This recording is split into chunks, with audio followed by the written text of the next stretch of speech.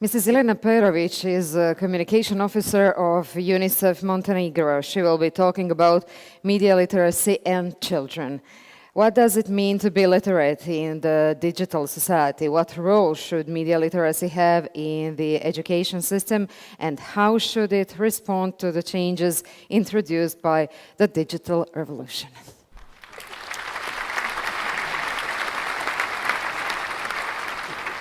Okay. Hello. The data that you will see in the presentation comes from Montenegro. It's a neighboring country. And it comes from research Global Kids Online, which was developed with UNICEF Innocenti and London School of Economics. And in Montenegro, we did mixed methodology. So it was qualitative research, which included some marginalized groups of children and parents, and nationally representative research with children aged 9 to 17 and their parents. So what we learned from the research is that 91% of children aged 9 to 17 are online in Montenegro. We also learned that children start using internet earlier and earlier because basically when we ask children who are now 9 to 11, when was the first time that they used internet, they mostly said it happened when they were 7 or 8 years old, while only 7% of those who are now 15 to 17 started using internet at that age. They mostly started using it when they were 10 or older.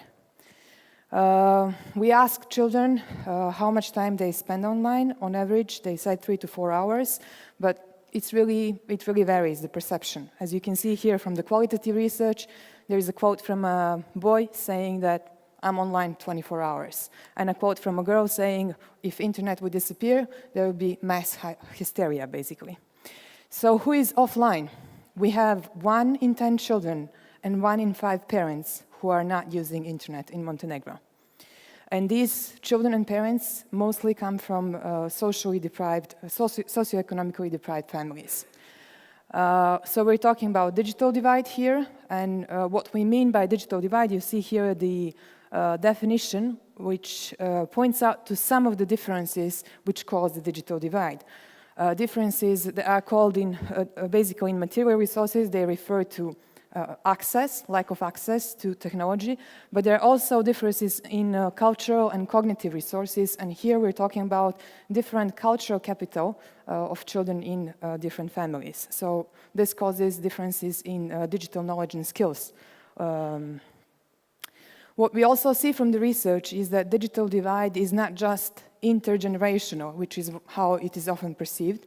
And we often hear people talking about children being more advanced users than parents. And we often hear people talking about parents and adults being digital immigrants, while children are digital natives, or they are the net generation. Our research shows that we cannot really talk about this because there are differences between children of the same age in their digital competencies, as well as between parents. They're not all equally digitally competent. So every 5th parent in Montenegro doesn't use internet, and what happens is that their digital skills lag behind their children as they grow up. Majority of children say to know more about the internet than their parents, and the digital divide is even greater in families with low socioeconomic status. We define them in the research. These are the families where parents have mostly high school degree, they're often unemployed, and their household income is around average net salary in Montenegro. So this is not news. We already know from other research that digital divide is conditioned by pre-existing socioeconomic differences. So how do we solve it? Do we solve it by providing equal access to technology? No. We also need to provide basically trainings and to strengthen the knowledge and digital skills to use that technology. What we see here from the research is that around 40% of children and parents say to find it difficult to check if the information they find online is true, and this is even a bigger challenge in socioeconomically deprived families. And why is this a big deal? Because it makes them vulnerable online. We also see here that around 20%, so 1 in 5 children and parents in socioeconomically deprived families, they're not sure what should they or their children share online.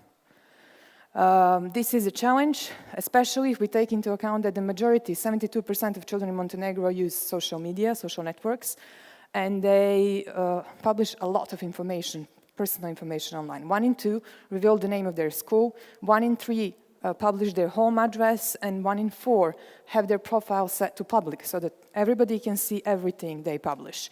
And this is even more of a problem in socioeconomically deprived families. 13% of children share personal data, personal photos and videos with unknown people online through social networks. What happens if somebody treats them badly online? Only 4% of children report the violence, report the problem. Most of children just close the app or the window, and that's it. And we see that children in socioeconomically deprived families in higher percentages don't even know what the button for reporting violence on social media is. Who do they talk to? They mostly talk about unpleasant situations with their peers, their friends. So what happens with parents is that they're not like as consulted as much. Here you see on the graph, the red lines is the percentage of children saying that their parents actually advise them on how to use internet, and the blue higher lines is parents saying that they do so. So you can see that there is a gap in perception of how supportive parents are to children. So what should we do? Should we ban internet, or should we just support children to learn how to use it properly? So this is where we come to digital literacy, and we define it as the ability to find, use, share, make, and critically assess a variety of media contents. So what role should media literacy have in the education system? If we want to reach every child, including those children who live in socioeconomically deprived families, we should go to primary schools, because primary education is mandatory. And just like every child learns to read and write and to count in primary schools, in digital age, every child should learn how to use digital media and how to be safe online. Over half of parents in Montenegro in the research said that they want to learn how to support their children online in the child's school. So obviously, schools are perceived as the leaders of the digital literacy education. So how can they do this, having in mind that at the moment, only every second child said that they're using internet in schools in Montenegro. So they need support to become leaders of digital media literacy. But this doesn't just mean throwing in technology. It doesn't mean just, buying tablets and laptops and computers to schools. It means providing support to them to use it properly, to basically change the pedagogy, to improve the quality of teaching using these digital medias, which are only the tools. We're not talking about inserting digital literacy as a separate subject. We're talking about changing the pedagogy of how they teach the subjects that are already in there, and making both teachers and children become digital literate in this way. So this is the way to go in terms of education system reform. Based on the research, the recommendation is clear that we should support schools to embrace the digital pedagogy and to change the school culture. Why is this good? It's good not just because we make children become digitally literate. It will improve the quality of education in the digital age. It will also support children to become active and responsible citizens of the digital society.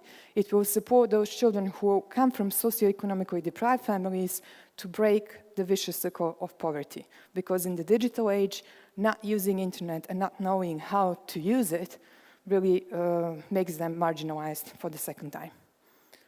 Thank you.